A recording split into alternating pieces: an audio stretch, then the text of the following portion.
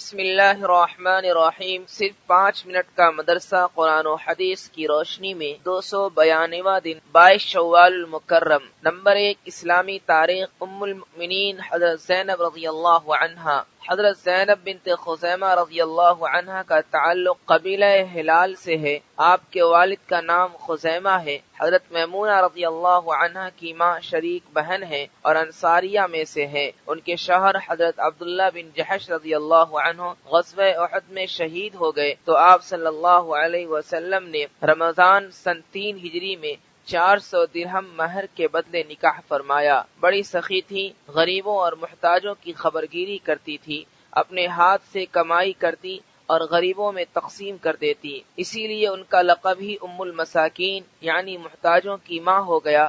اتنی کثرت سے صدقہ خیرات ازواج مطہرات میں سے صرف انہی کا حصہ ہے۔ 30 سال کی عمر میں ربیع الاخر سن 4 ہجری میں ان کی وفات ہوئی۔ آپ صلی اللہ علیہ وسلم نے خود نماز جنازہ پڑھائی اور جنت البقیع میں دفن کی گئی۔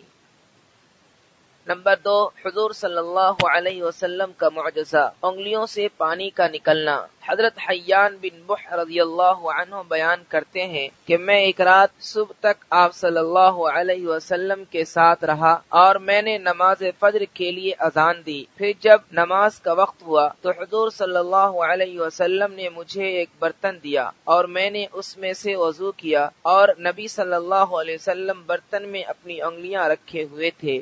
میں نے دیکھا کہ پانی آپ صلی اللہ علیہ وسلم کی انگلیوں سے جاری تھا۔ آپ صلی اللہ علیہ وسلم نے فرمایا، تم میں سے جو وضو کرنا چاہے کر لے۔ نمبر 3، ایک فرض کے بارے میں، ہمیشہ سچ بولو۔ رسول اللہ صلی اللہ علیہ وسلم نے فرمایا، تم سچائی کو لازم پکڑو اور ہمیشہ سچ بولو، کیونکہ سچ بولنا نیکی کے راستے پر ڈال دیتا ہے اور نیکی جنت تک پہنچا دیتی ہے۔ نمبر 4، ایک سنت کے بارے میں، وتر کے بعد کی دعا۔ حضرت ابی بن کعب رضی اللہ عنہ فرماتے ہیں کہ رسول اللہ صلی اللہ علیہ وسلم جب نماز وتر سے سلام پھیرتے تو یہ دعا پڑھتے، سبحان الملک القدوس۔ ترجمہ، میں ہر عیب سے پاک بادشاہ کی پاکیزگی بیان کرتا ہوں۔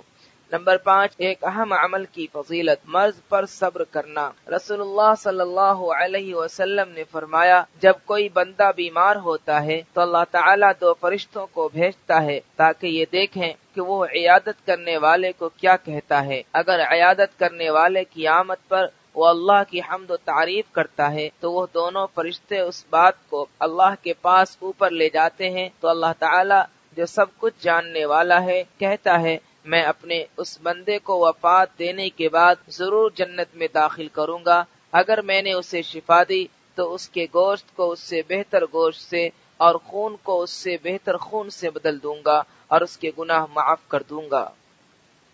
نمبر 6، ایک گناہ کے بارے میں، اچھے برے برابر نہیں ہو سکتے۔ قرآن میں اللہ تعالیٰ فرماتا ہے، کیا وہ لوگ جو برے کام کرتے ہیں یہ سمجھتے ہیں کہ ہم انہیں اور ان لوگوں کو برابر کر دیں گے جو ایمان لاتے ہیں اور نیک عمل کرتے ہیں کہ ان کا مرنا جینا برابر ہو جائے؟ وہ بہت ہی بری بات کا فیصلہ کرتے ہیں۔ نمبر 7، دنیا کے بارے میں، دنیا عارضی اور آخرت مستقل ہے۔ قرآن میں اللہ تعالیٰ فرماتا ہے، دنیا کی زندگی محض چند روزہ ہے اور اصل ٹھہرنے کی جگہ تو آخرت ہی ہے۔ نمبر 8، آخرت کے بارے میں، ہمیشہ کی جنت و جہنم۔ رسول اللہ صلی اللہ علیہ وسلم نے فرمایا، اللہ تعالیٰ جنتیوں کو جنت میں داخل کر دے گا اور جہنمیوں کو جہنم میں داخل کر دے گا۔ پھر ان کے درمیان ایک اعلان کرنے والا کہے گا، اے جنتیوں اب موت نہیں آئے گی، اے جہنمیوں اب موت نہیں آئے گی، تم میں کا جو جہاں ہے ہمیشہ اس میں رہے گا۔ نمبر 9، طب نبوی سے علاج، کھمبی یعنی مشروم سے آنکھوں کا علاج۔ رسول اللہ صلی اللہ علیہ وسلم نے فرمایا، کھمبی کا پانی آنکھوں کے لیے شفا ہے۔ فائدہ، حضرت ابو ہریرہ رضی اللہ تعالی عنہ اپنا واقعہ بیان کرتے ہیں، میں نے 3 یا 5 یا 7 کھمبیاں لی اور اس کا پانی نچوڑ کر ایک شیشی میں رکھ لیا، پھر وہی پانی میں نے اپنی باندھی کی دکھتی ہوئی آنکھ میں ڈالا تو اچھی ہو گئی۔ نوٹ، کھمبی کو ہندوستان کے بعض علاقوں میں سانپ کی چھتری اور بعض دوسرے علاقوں میں ککر متا کہتے ہیں۔ یاد رہے کہ بعض کھمبیاں زہریلی بھی ہوتی ہیں، لہذا تحقیق کے بعد استعمال کی جائیں۔ نمبر 10، نبی صلی اللہ علیہ وسلم کی نصیحت۔ حضرت حسن بن علی رضی اللہ عنہ بیان کرتے ہیں کہ میں نے رسول اللہ صلی اللہ علیہ وسلم سے یہ بات محفوظ کی ہے کہ جس چیز میں شک و شبہ پیدا ہو جائے اس کو چھوڑ دو اور اس چیز کو اختیار کرو جس میں شک و شبہ نہ ہو، اس لیے کہ سچائی میں سکون قلب ہوتا ہے اور جھوٹ میں شبہ ہی شبہ ہے۔